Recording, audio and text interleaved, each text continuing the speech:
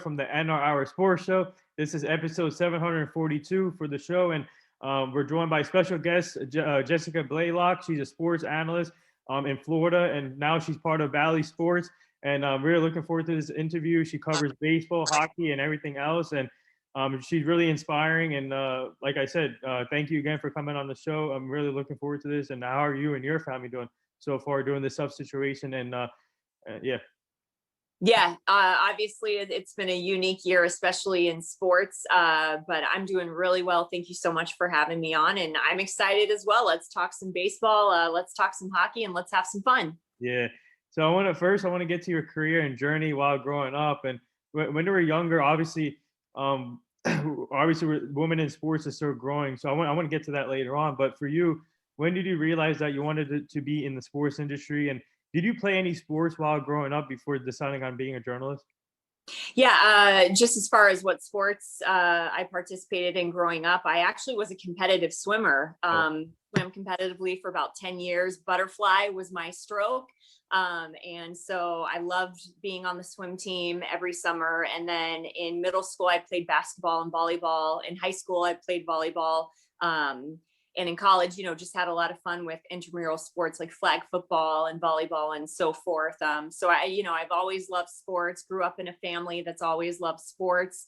There was always, college football or the NFL, especially when Jacksonville got the Jaguars, which Jacksonville is where I'm from. My dad is from right outside Boston, so he was a huge baseball fan.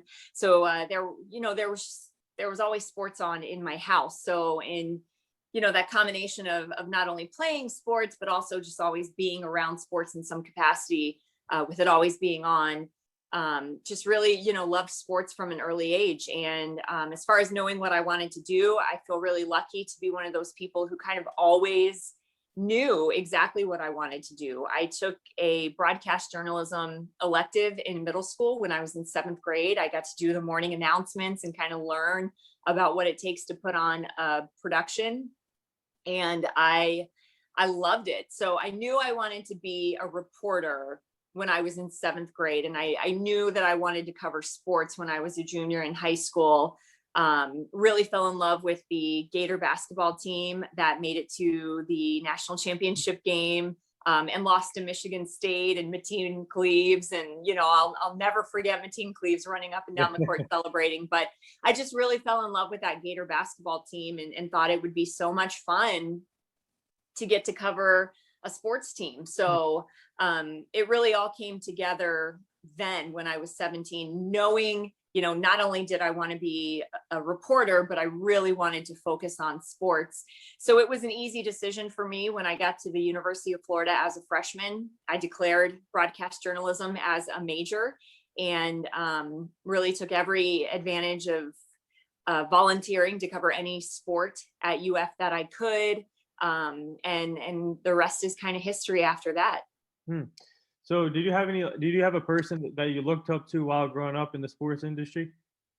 Yeah, I mean, there were a lot of people. I was lucky enough to actually get to work with Erin Andrews. Wow. My first job out of college was behind the scenes for ESPN on their Thursday night college football show and their Saturday primetime college basketball show. And Erin was the sideline reporter for both of them. So she was very generous with her time with me, and she knew I wanted to be in front of the camera. So she would let me tag along on the sidelines, ask questions.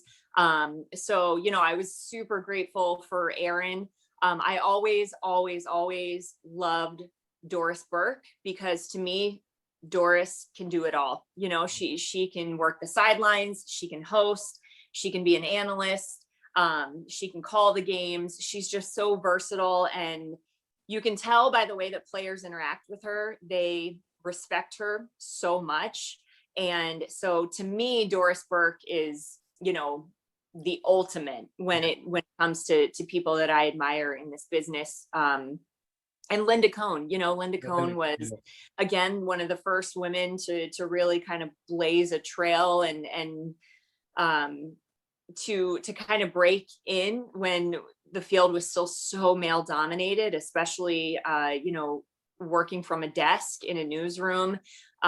So, there's a lot of amazing women who went before me who I really, really admired. And again, with Erin, just so thankful that I got the opportunity to really watch her firsthand, how she did things, how hard she worked. And yeah, so very lucky to have a lot of strong women who came before me to kind of look up to and admire for what they were able to do. Yeah, what three good ladies to learn from. Erin Andrews is one of the best in my opinion when it comes to NFL, and we've been trying to get her on the show, but her schedule is busy. So Yeah, it does a lot. yeah, but so I want to ask you now. Obviously, so take me back to your college days, and obviously you went to Florida, and what did you learn there as when you were working on your craft and to become a journalist? And obviously, I know you said on last week, LB Network, you went to college with Lauren Shahadi. So Yeah. what was it like to have a connection with her? And obviously, she's doing great things. So what's it like to have that connection already in college, working on to be a journalist? Yeah, Lauren's crushing it. I love her on MLB Network, MLB Central, such a great show. I love watching, her and Roflo and D-Ro. They just have a great thing going, such amazing chemistry. And that show is unbelievable. And, there's been a lot of people from my journalism class who have gone on to do really great things. Amber Wilson is on sports talk radio here in South Florida. I have a friend who went on to be a producer for the Golf Network. Wow. I have a friend who went on to work for ESPN Deportes. So, it's really cool to see how many people from my time at UF went on to do really great things with their careers. And, in college has changed so much as far as, back when I was at UF, which was, I hate to admit, but, almost 20 years ago, there wasn't really a sports reporting program. There was a broadcast journalism program, but if you wanted to do sports, it was all on a volunteer basis, all on your own time. There wasn't a class or a program that really focused on sports reporting. So, when I was taking classes at UF, all of our classes were oriented around, news, broadcasting, for the news.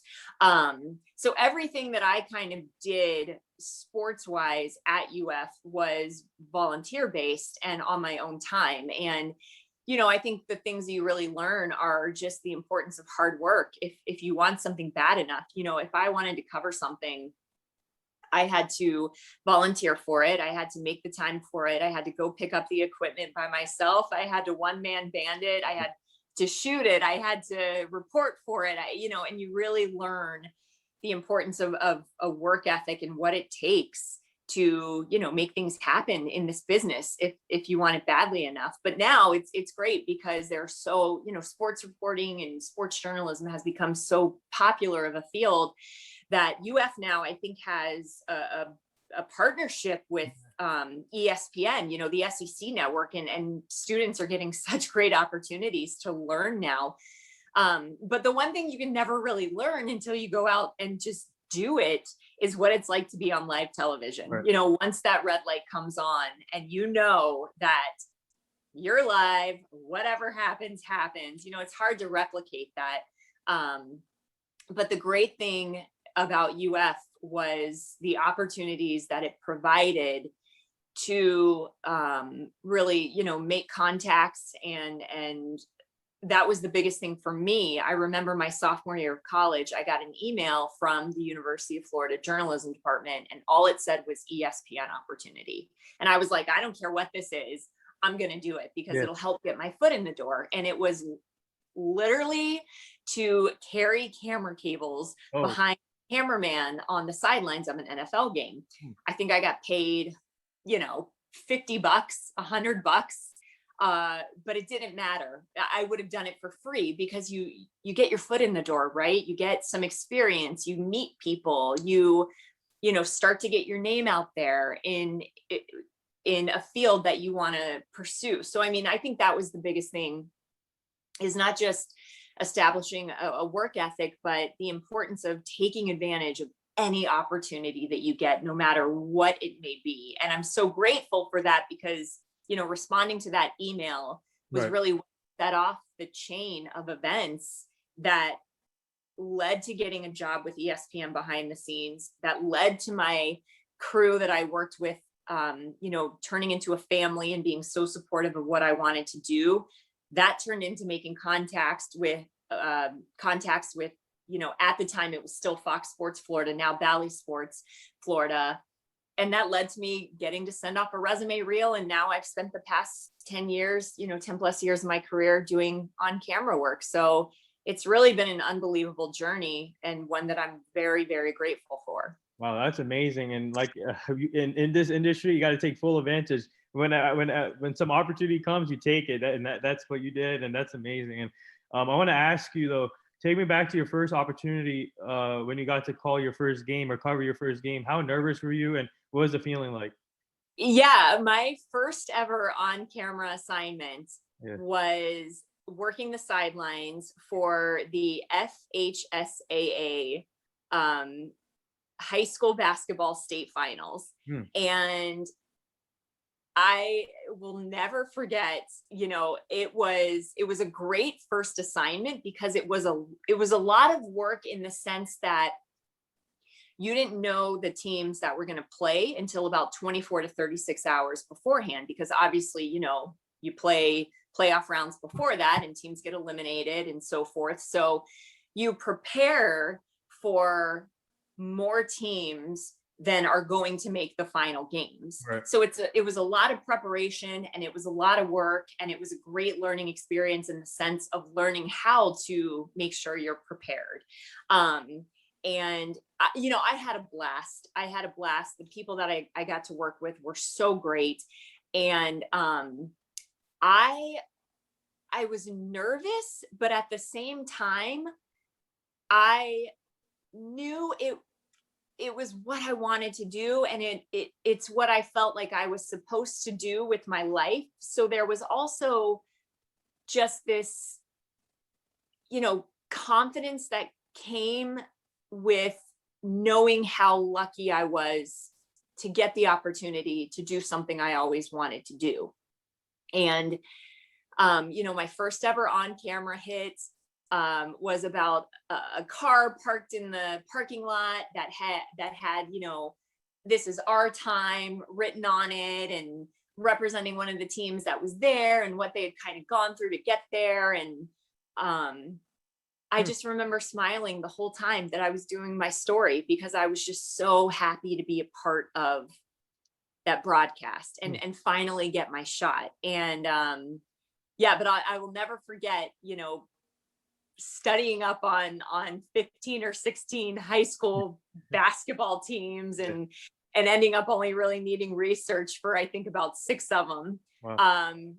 And just what a whirlwind weekend it was, but what a weekend it was of, getting to see my dream come true. How many people are lucky enough to get to say that in life, that I'm getting to live my dream. And that's always what I want to remember at the end of the day, no matter how busy I get or tired I am, every day is a blessing for me.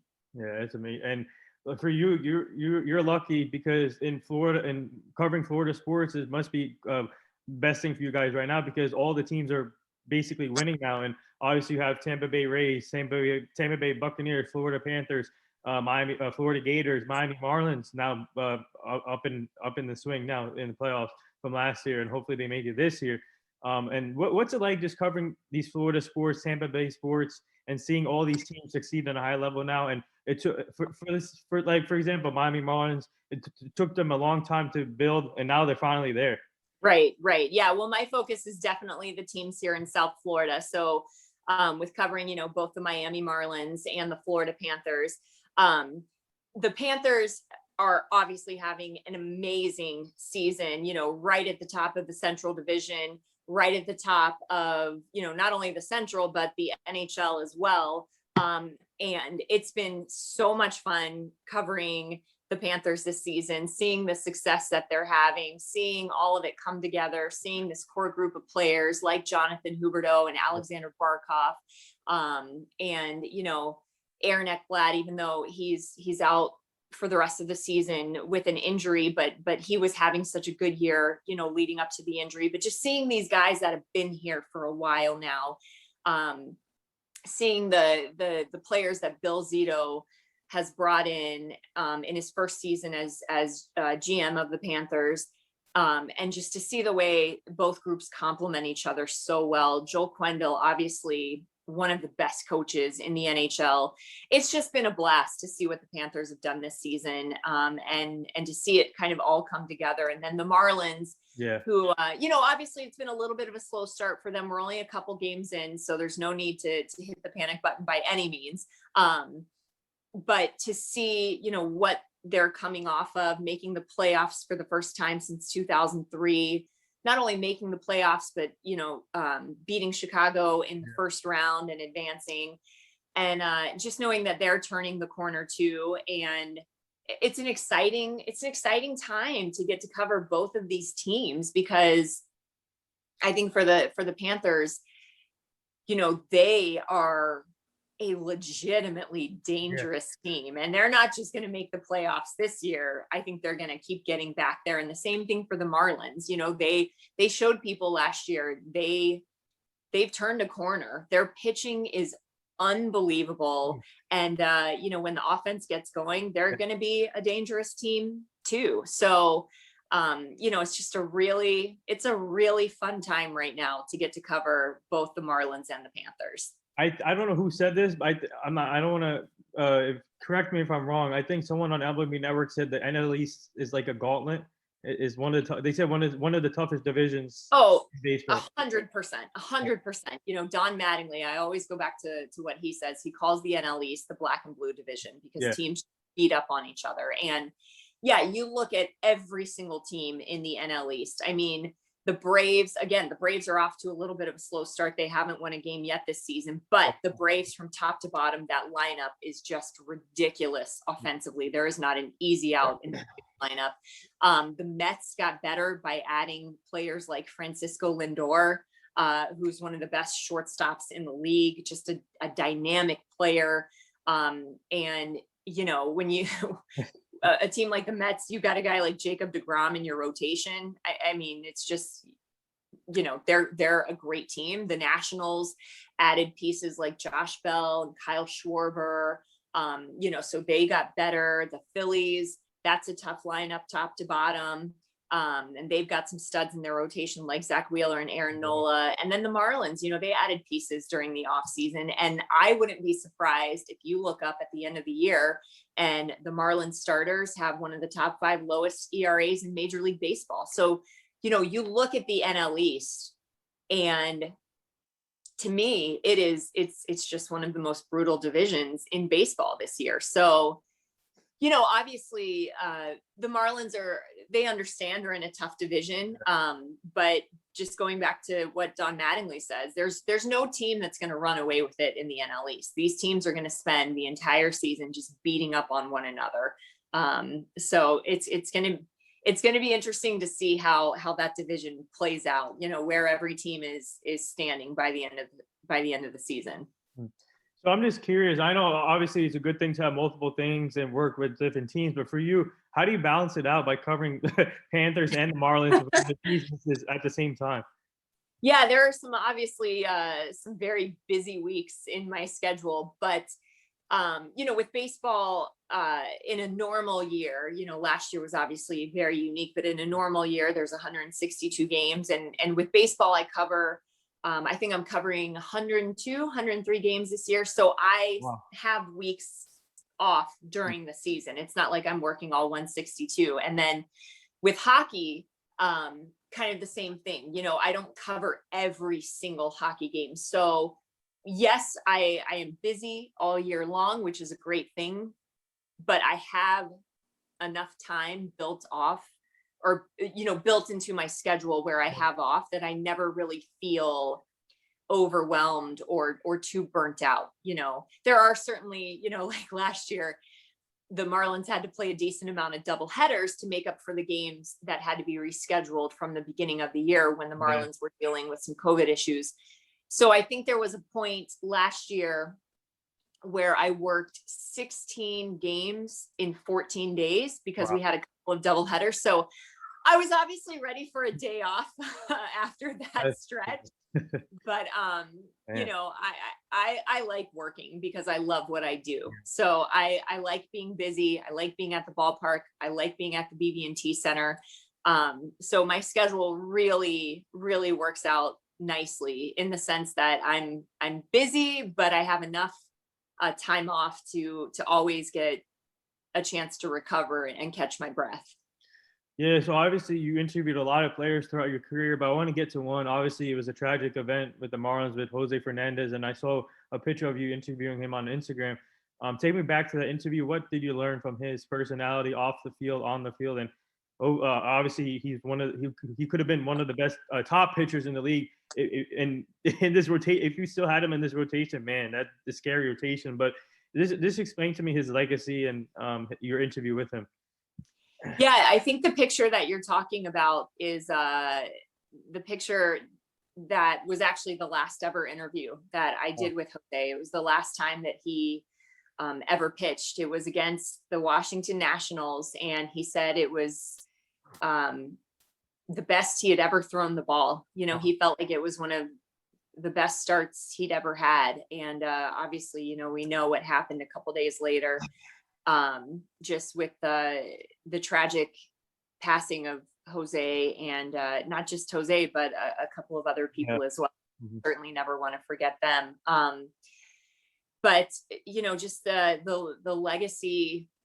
When I think back to Jose, I think of a guy who just loved playing the game and played it like a kid, you know, and had fun every time that he was out there, and was great with the fans, was great, you know, not just with the fans, but with every single person that was at the ballpark. You know, he would say hi to security guards. He would say hi to people who, you know, were there picking up the trash after the game. He would say hi to, you know, the people taking tickets. He was great with everyone because he was so happy to be at the ballpark, and he was so happy to be on the mound. And I love that he played with emotion, and I love that he had personality, because I think baseball is a sport where we need to see players' personalities, and you know, we need to have fun. Baseball's supposed to be fun. Sports are supposed to be fun. So I think that's the one thing that always stood out to me about Jose is just how much fun he had playing the game, and the fact that, you know, he was like a little kid anytime that he was out on the mound, just having a blast and loving what he was doing. So I think with that, you know, just have a passion for what you do in life, you know, love what you do in life, and take full advantage of it, because we're not promised tomorrow. So live every day that you have to the fullest, and be grateful for it. Mhm. Yeah, well said. And also now I want to talk about the manager, Don Mattingly. Obviously, he's one of the greatest hitters in baseball, and I'm a big Yankee fan. So obviously he did great things for us, and obviously you're good friends with his wife too. I heard, and Lori. And so for you, what has he meant to the city of Miami? And obviously he's turning around this franchise. And what has he meant to the city of Miami and all the fans there? Yeah, I can't say enough good things about Don Mattingly, especially as, you know, not just Donnie the manager, but Donnie the person. Yeah.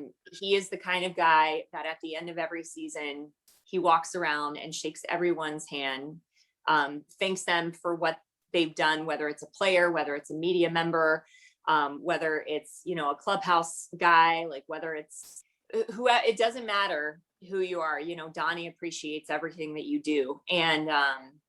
And I think that really speaks volumes to who he is as a person. And he's the kind of manager that just really loves the teaching aspect. And I think that's why it's been a great fit for Miami, because we have so many young players on the Marlins. And he has done just a great job of teaching and helping them develop, and, you know, knowing sometimes when to leave a pitcher in a tough situation so they learn how to get out of a jam, or letting a guy at the plate kind of deal with a slump so he learns how to overcome, you know, a tough day at the plate, or whatever it may be. There's just a really great teaching quality that that Donnie brings to that clubhouse. And, so he's been well deserved, hands down, earning NL Manager of the Year last year. Everything that the Marlins dealt with, and the fact that they were still able to make the playoffs and have some postseason success, that speaks volumes to the job that Donnie did as a manager, and the way that he was able to help motivate the team through some really tough times. And so all the credit to him, all the credit to players who stepped up left and right to help the Marlins accomplish what they did last year. But yeah, Donnie's been wonderful to work with. It's been awesome having him here in South Florida. And I will forever sing the praises of Don Mattingly and just how wonderful he's been to work with. And yeah, his wife, Yes. Lori, so nice. I love running into his family at the ballpark when we've been able in the past to be at the ballpark and see each other. And, their young son, Louis, who is just so full of personality and loves being at the ballpark. It'd be so much fun and so funny. And so yeah, it was a good day when the Marlins decided to bring Don Mattingly to South Florida. And you had a scouting report for their son, right, last week on the show. Yeah. Obviously Donnie and Louis play a lot of baseball together during the off season. And as a joke, I asked Donnie one time, does Louis hit for power or does he hit for average? And Donnie said he likes to try and get the ball on the top of the roof. So, he hits for power right now. So that's just a little fun story about Donnie and his young son. Wow. So I want to ask you an important topic now, women in sports. I'm a big advocate in women in sports, and my co-host, she's a female. And obviously you guys made history. Kim Nang, first female GM now with the Marlins. And what's that like seeing that happen? And obviously all these other women getting a chance to coach male sports and be involved in male sports, like Sarah Thomas, first female ref in the Super Bowl. And then I've talked to actually Lauren Gardner on my show, Jen Kavnar. I had Alana Rizzo, Jessica Kleinschmidt, all people and what's it like just to see all you guys now succeed and have more opportunities in male sports? Yeah, well, first off, just starting with Kim Ng, what a tremendous hire for the Marlins, and for her to make history as the first female GM in all 4 major sports. She's currently the highest ranking female executive in Major League Baseball. I remember being on her introductory press conference and getting a little emotional listening to her talk, just knowing what a huge moment it was for women in baseball and women in sports. And, but the thing that really stood out to me about the hiring of Kim Ng was, she didn't get that job because she's a woman. She got that job because she earned it and she deserved it. And I think that's the biggest thing that stands out to me. And the thing that I always reiterate when I'm talking about Kim is that her credentials and her time that she's put in, and just how widely applauded that hire was by her male counterparts in Major League Baseball. That just speaks volumes to Kim as a person, the work that she's put in, and just how much she deserved that job. So I think that's what's most impressive. And but I love seeing, women who are just blazing trails like Jenny Kavnar in Denver, and Melanie Newman, who does the radio call for the Baltimore Orioles. And, Alana Rizzo, I'm very close with Alana, and she is amazing. And yeah, it's awesome to see how many women are just kicking butt in the world of Major League Baseball. And, not just because they're a token female on a broadcast, right? They're there because they know their stuff, they prepare, they've earned trust, they've earned respect, and they just do a great job. And I'm very, very lucky to be close with so many of my female colleagues in this business, and just to see the way that we all support each other and pick each other up after a tough day or whatever it may be. It's just awesome to see how many amazing women there are in baseball. So what advice would you give young kids or young kids that are trying to get to their goals and now seeing them seeing you guys us succeed, and what advice would you give them? Yeah, there's a lot of things that come to mind. The first is to just be yourself. One of my biggest goals was to always be myself on camera, to be the same person on camera that I was off camera. That's something that I really try, instead of trying to mimic someone else. There's only one you. So be you, take advantage of your personality and what makes you unique. So, I would say, be yourself. Two, I always like to remind people, trust and respect are earned, not given. You have to earn those things. You have to put in the time, you have to put in the work, you have to put in the preparation. And you earn those things. You don't just walk into a clubhouse or a dressing room or a locker room and expect that people are going to trust and respect you. You have to prove that you deserve those things, and you have to earn them. The third thing is, don't compare yourself to other people, because everybody's journey in this business is so unique and so different. So don't compare yourself to someone else. Where they are may not be where you're supposed to be yet, or just everybody has such a unique journey. So don't get caught up in trying to say, well, I should be here because this person is here, or I should be this far along because this person is this far along. Focus on your journey, because your journey is going to be unique. Right. So, there's so many things. And I think just the most important thing of all, don't let anybody else determine your self-worth or your value. Being on camera, everyone makes mistakes, right? In life, that's part of being human. We all make mistakes. But when you're in front of the camera, you make your mistakes in front of an audience. And sometimes that's tough. And especially in a day and age where we have social media and everyone is pretty much accessible, sometimes it's hard to drown out the noise. But I've always said, you're at the end of the day, not just in your job, but in life in general, you're the only person that gets to decide how you feel about yourself, right? So don't give other people the power to determine your self-worth or your value. If at the end of the day that you worked as hard as you could, that you did the preparation, that you did the best job you possibly knew how to do, then that's what you can rest easy on, right? Like when you lay your head down on the pillow at the end of the day, if you did all those things, even if you made a mistake, even if you stumbled through a story, even if you mispronounced a name or whatever it may be, we're all human. So forgive yourself. Don't be so hard on yourself, and just know that if you worked as hard as you could, prepared as hard as you could, and did the best job you possibly knew how, then at the end of the day, you can still be proud of yourself. So I think that's the biggest thing is just be your own biggest fan, be your own cheerleader, and don't let anybody take how you feel about yourself away from you. Well said. And so now we do this fun little segment on the show called the rapid fire segment. So do you have time for a little rapid fire? Yeah, let's go for it. All right. I'm going to put you on the spot here. Who wins the title first, Panthers or Marlins?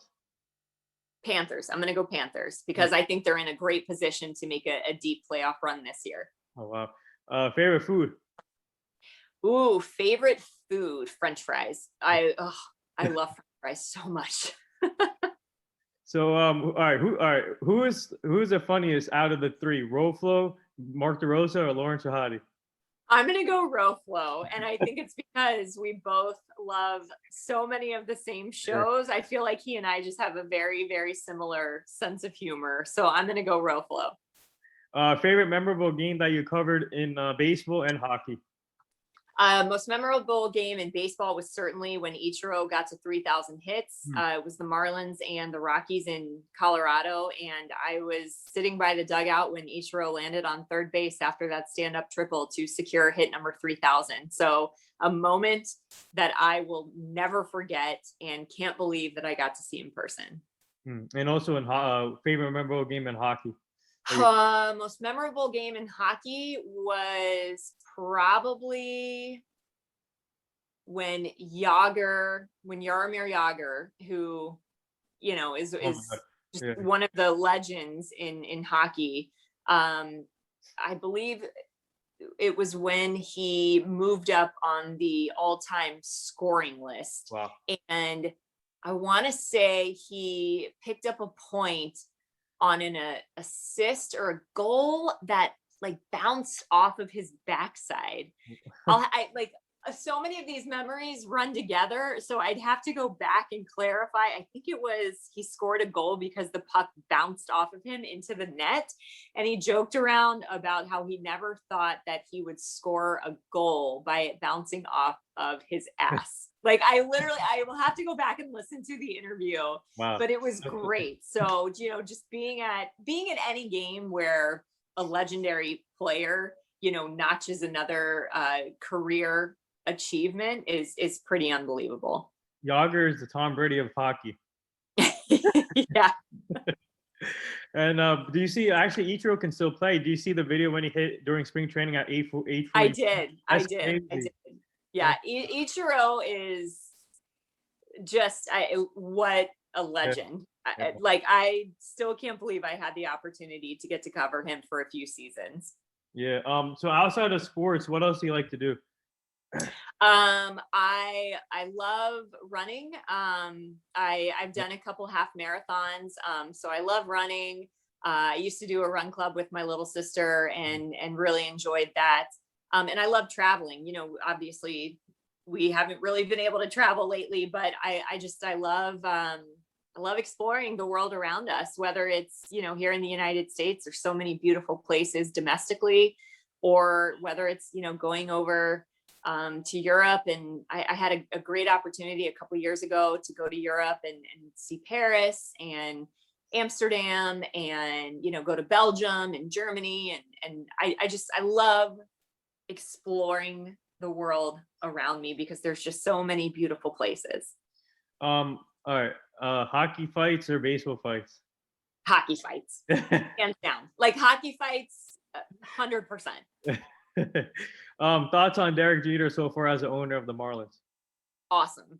I when you think of Derek Jeter, you think winner, right? Like the guy is a winner, and I love that they had a plan coming in. They knew exactly what they wanted to do. They wanted to create a long-term, healthy, sustainable organization, and they've done that by investing in the minor leagues for the Marlins. They've done that by investing in the fan base, wanting to make every Marlins game an incredible experience for the fans. They've listened. And yeah, I think Derek Jeter is awesome. And I've loved, getting to work with Derek and the rest of that Marlins front office. Yeah, he gave us Stanton for free. So, but so let me ask you this. Obviously, do you have any like funny stories with you and Lauren in college?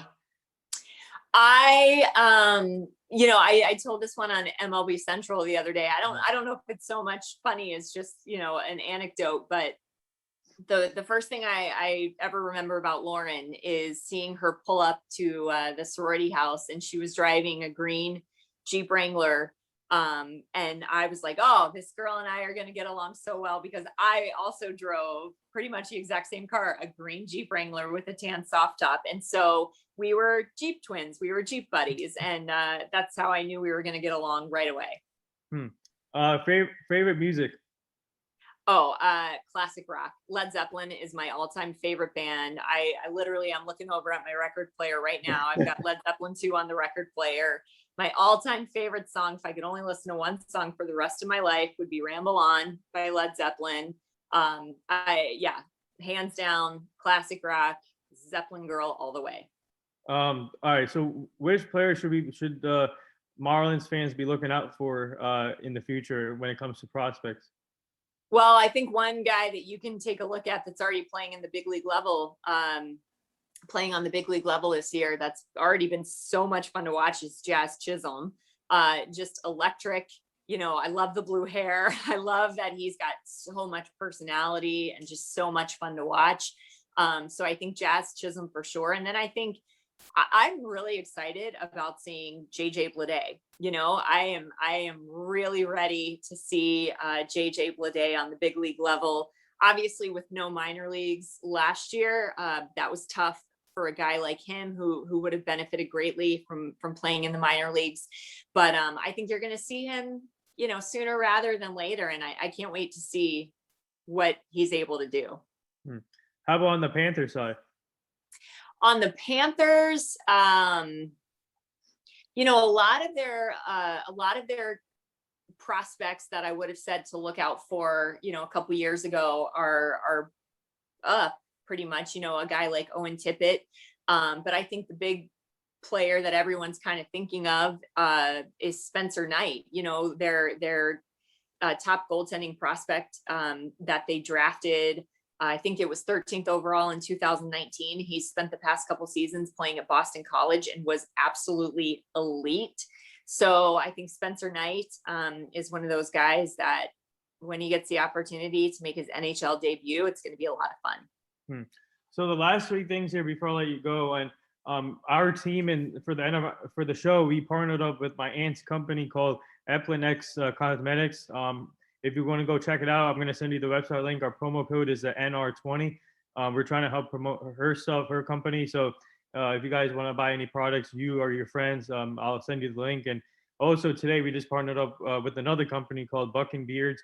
So that's like another product, the hair thing, beards, and both companies are involved like hair stuff. So if you want to I'll send you that link too if your friends want to look at it. And it's the same promo code NR20. So I just want to bring that up. And then also our team is part of the Hugh Jackson Foundation. He obviously a former NFL coach, but trying to get back into coaching. We're ambassadors for their foundation. We're trying to help prevent human trafficking and making sure that these kids stay safe, make the right choices, and the community stay safe. So we're really grateful to be part of that foundation. I'll send you that page. And the last thing here, would you like to say anything to all the nurses, doctors, and essential workers right now? Oh, absolutely. I mean, thank you.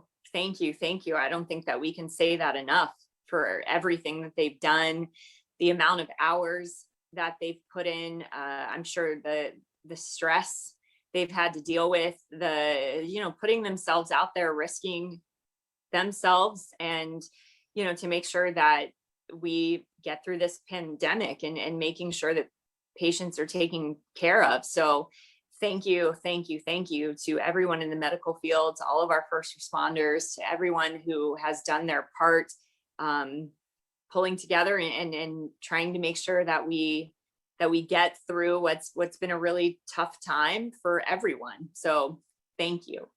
Yeah, well said. And there it is. This wraps up episode 742 for the show. Jessica Blaylock, it was a pleasure talking to you, and you're such an inspiration. Obviously, like I said, we would like to have you back as a returning guest so you can meet the full team at some point. But keep up the great work, and congrats on your new opportunity with Bally Sports. And continue covering the Marlins, Panthers, and have a great day. And you and your family stay safe. Thank you so much for having me on. Anytime.